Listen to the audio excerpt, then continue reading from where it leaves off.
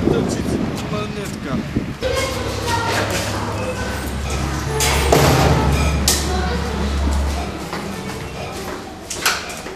Само този кабел тук. Дай ми го предам. Ето тук. Там да погърби, госпожо. Здравейте. Ето, това е жената, която ме е приютила, която живея. Тук имам багаж, който ми сега помага.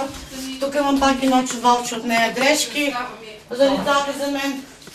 Ние ще ги приберем. Вчера Мая Борносузова плачеше от отчаяние, а днес не можеше да скрие сълзите си от щастие.